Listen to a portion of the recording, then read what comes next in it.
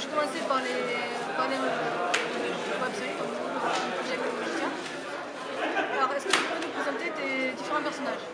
Gaïa Vocatrice, Gaïa Archer, Everyone, c'est Sally Azika. Ah oui, donc tous les personnages. Oui. En fait, moi j'incarne quand même, on va dire, un personnage principal qui est quand même le personnage de Gaïa la Vocatrice, qui est donc un des membres de la guilde de Noob, enfin du moins au début de la série. Par la suite, j'incarne un autre personnage qui cette fois-ci est pas dans la même faction. Parce qu'en fait mon personnage était à l'époque dans l'Empire, se retrouve chef de la coalition, je suis en train de faire du spoil là. Et donc elle fait un reroll, c'est-à-dire un nouveau personnage qu'elle crée cette fois-ci dans l'Empire, pour pouvoir garder un pied dans l'Empire, qui est donc Gaïa Archer, qui n'a pas la même orthographe exactement, avec un petit tréma sur le. Et j'incarne également le personnage de Sally Azikar, qui est un personnage qui sera central dans Néogécia, la future licence qu'on va faire par la suite, et qui donc est cette fois-ci une néogicienne dans l'Empire également. En parlant de Sally Azikar, qui commence à faire son apparition dans les films, et qui est également une héroïne de Néogécia, est-ce que tu peux faire un rapide résumé de ton histoire et nous dire un peu plus de ce personnage? Eh bien écoute, pour le moment, le peu qu'on en a vu à l'écran, on sait juste que c'est un PNJ, puisque un personnage non joueur pour les autres joueurs. C'est un personnage qui est développé dans le roman 1 que Fabien a fait, qui s'appelle de Néogécia, et le tome 2 est en préparation et devrait sortir d'ici avril en fait, pas avant. Il y a aussi une bande dessinée qui est prévue, dessinée par Philippe Cardona et colorisée par Florence Torta, et également écrite par Fabien Fournier, qui va sortir. Donc là, cette fois-ci, ça va être d'ici un mois, enfin d'ici février. Et donc là, on va pouvoir découvrir ce personnage de Sally Azikar, qu'on connaît donc dans les romans, mais là, cette fois-ci, on va avoir également, on va dire, un aspect visuel autre que celui de ma propre apparition. On découvre en fait que c'est une jeune fille qui, au départ, a grandi dans un univers qui était celui de la magie, mais pour lequel elle n'avait pas forcément de grandes prédispositions. Et elle a toujours été fascinée par la technologie, par Centralis, et elle décide de passer le cap, de se faire injecter par le sérum N01 et voir si jamais déjà elle le supporte, ce sérum, puisqu'on apprend qu'il y a des mutations génétiques, que c'est pas sans douleur. Et après, voilà, il y a toute sa vie à Centralis, à l'université, à Memoria, et on suit voilà, ses aventures. On sait aussi que vous revenez récemment de session de Normandie, de tournage. Est-ce que tu aurais des anecdotes? Alors, des anecdotes de tournage, j'en ai. Il y a des petites infos croustillantes. Je ne sais pas si vous vous souvenez le final du film 1, oui. Lorsqu'il y a Arthéon qui apparaît sur la plaine. En fait, ce tournage, ça a été impossible de le faire tel qu'on l'avait prévu, puisqu'on a eu des intempéries. En fait. On voyait les nuages qui arrivaient au loin, parce qu'on avait l'océan à côté, on était sur les hauteurs de Fécamp. Et en fait, on s'est carrément pris des grelons. C'est-à-dire qu'on a dû courir aux voitures, parce qu'on se faisait limite canarder, quoi. Donc ça a été très bizarre, parce qu'on a enchaîné voilà, un tournage où tout allait bien, au soleil. D'un coup, les grelons, on court aux voitures, on ressort, grand soleil.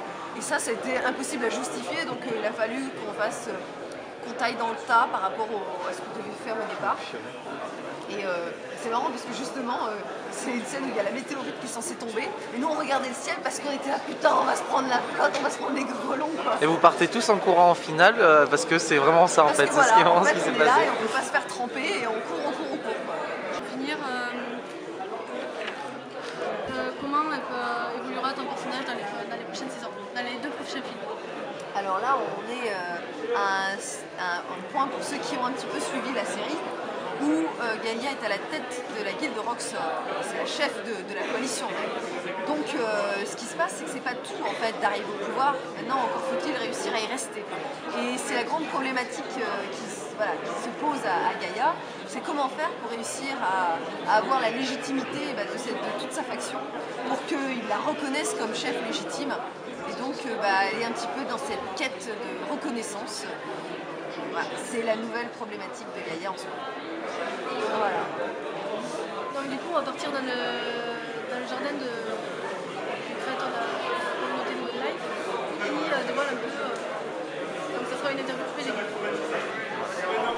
question, la dernière fois que tu t'es sentie bête, grave. Betterave. Il n'y a pas longtemps. Parce qu'en fait, ma mère sait les cuire. Sauf que moi je sais pas le faire. Mais moi je sais les manger. Donc voilà, la semaine dernière, j'ai mangé une betterave. La dernière fois que tu es tombée dans les pommes. La dernière fois que je suis tombée dans les pommes, c'est pas glorieux. C'est vraiment pas glorieux. C'était le soir de Noël. Il n'y avait même pas PPK.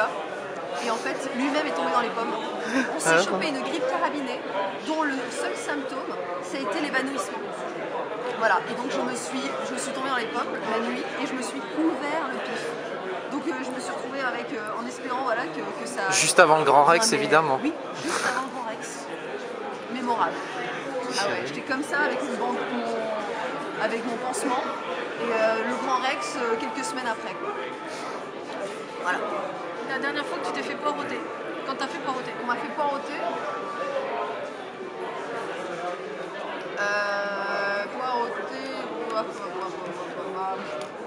Personne ne fait attendre Dame Gaïa. Dame Gaïa s'en va plutôt que d'attendre. Voilà. La dernière fois que tu t'es fait carotter. Carotter, c'est pareil. Ah si, mon ancien propriétaire bailleur qui m'a jamais rendu mon chèque de caution. S'il voit cette vidéo, j'attends toujours. Pourtant, c'est l'inverse, c'est Gaïa qui carotte les gens. Ouais. La chose qui te donne la pêche. La chose qui me donne la pêche, ça, cette substance-là. La caféine, c'est bien. As-tu un cœur d'artichaut? Ah oui, je suis très bon public et je me prends très facilement en fait dès que je vois un film. C'est très facile en fait pour moi de verser ma larme.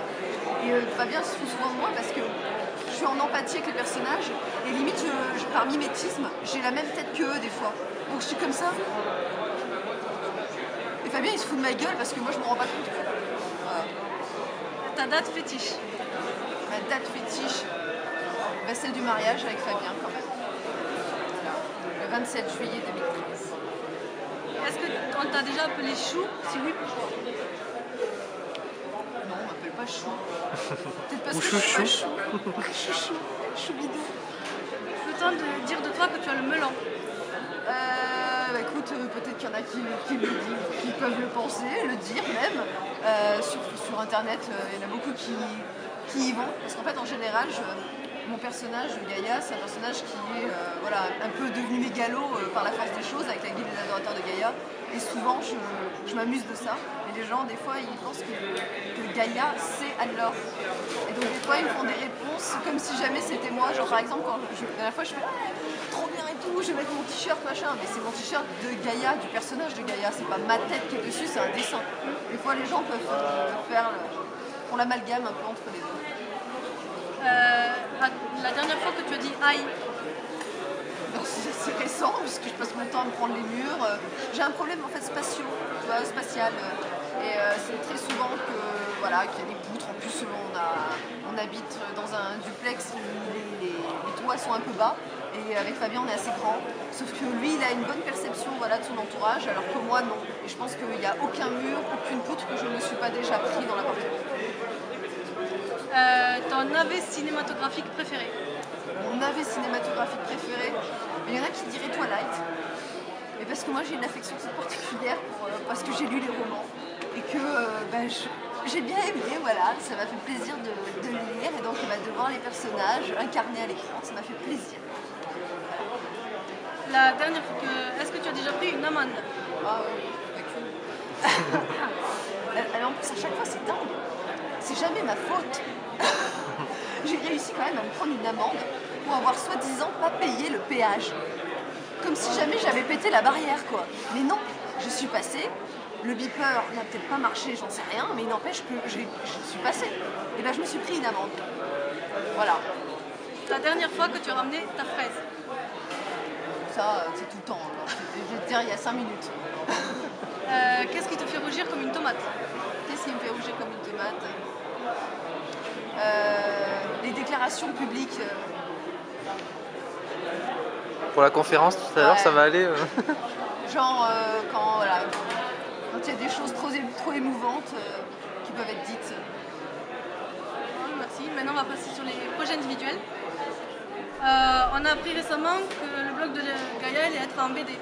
Est-ce que tu peux nous en parler un peu plus et nous parler un peu du concept? Alors, l'idée c'était de développer le personnage de Gaïa IRL et de pouvoir un petit peu en parallèle découvrir certains personnages de Noob qu'on n'avait jamais vus IRL encore. Et le fait est que avec Noob, Fabien a voulu lancer des intrigues qui sont vraiment liées au background et quitte à desservir un petit peu, enfin pas à desservir mais disons à occulter un peu toute la partie IRL qui moi me plaisait beaucoup. Et donc c'est un petit peu pour moi l'idée, l'objectif c'est un petit peu de contrebalancer un petit peu et de continuer à développer cette part-là. Alors en partant de mon personnage, parce que c'est celui que je connais mieux on va dire, et tout simplement parce que j'ai déjà fait les blogs de Gaïa, les petites vidéos, et je trouvais ça rigolo en fait. En plus déjà, le blog de Gaïa a déjà fait le pas de passer dans le film, puisque le film 1 commence avec... Et on est toujours dans cette logique un petit peu transmédia. On parle des vidéos et de son blog dans la série, mais on ne le voit pas. On découvre justement ces blogs-là à travers les petites vidéos qu'on peut trouver sur le net et notamment sur YouTube. Et il y aura en plus de ça, en complément, la bande dessinée qui me permettra peut-être justement d'être un peu plus libre dans la narration et de pouvoir faire des sketchs que je ne pouvais pas faire justement avec le blog de Gaïa parce que ça ne s'y pas. Là, c'est vraiment une histoire, c'est vraiment narratif. Là, pour le coup, c'est vraiment une histoire, un tome. Voilà. On sait aussi que tu fais des scénarios que tu écris avec Fantôme. Comment ça se passe avec lui, cette écriture collaborative? Alors pour le moment, c'est vrai que c'est surtout pour la web-série. À la base, c'est plus des discussions, des brainstorming, et c'est lui qui était sur l'écriture. Et depuis quelques temps, pour le blog de Gaïa, c'est moi qui l'écris, les scripts, qui lui fait lire aussi pour avoir son avis et pour savoir si c'est réalisable et si ça le fait rire. J'ai aussi participé pour le Grand Rex, puisque Fabien n'avait pas le temps de tout faire, il avait le film.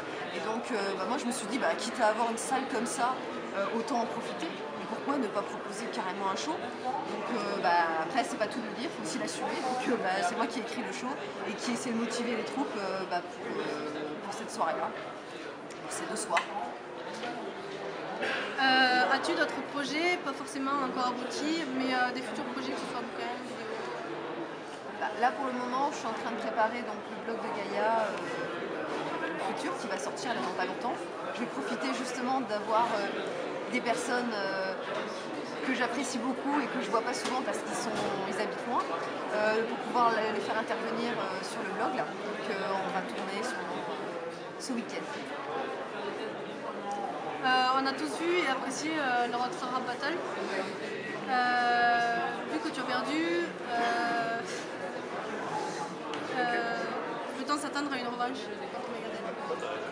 Le fait est que ça fait 1-1, égalité. Oui, parce que je l'avais déjà laminé la dernière fois.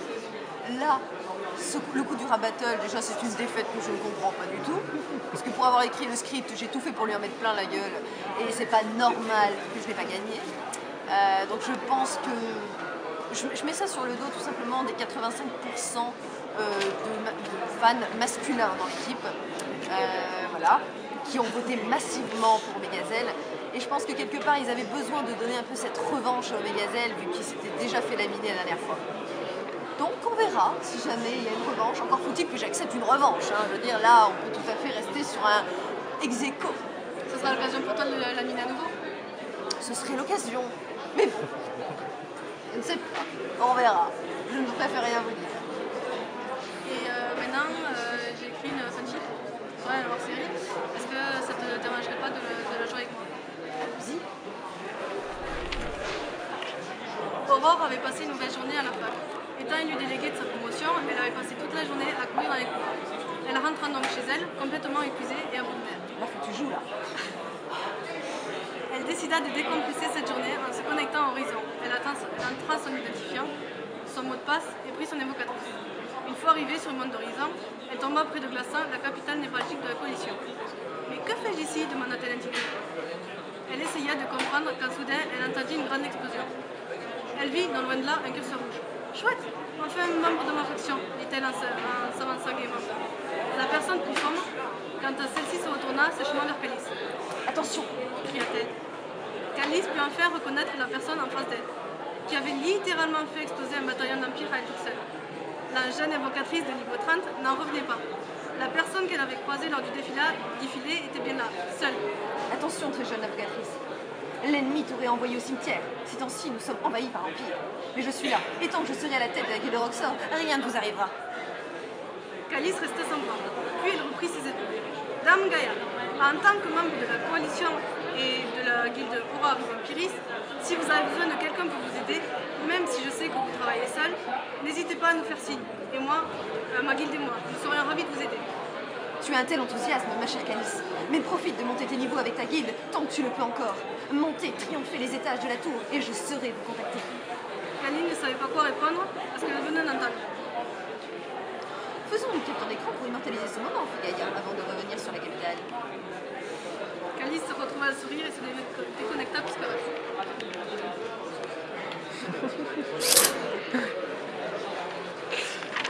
En vrai, la capture d'écran. Quel talent. Si tu veux le garder. Impeccable. Regarde. Est-ce que tu as un petit mot pour tes fans et tes adorateurs de Gaïa? Eh bien, continuez la lutte, car comme vous pouvez le voir, le combat n'est pas gagné d'avance. Et il faudra qu'on soit nombreux pour pouvoir réussir à battre Mégazelle et à lui en faire mordre la poussière.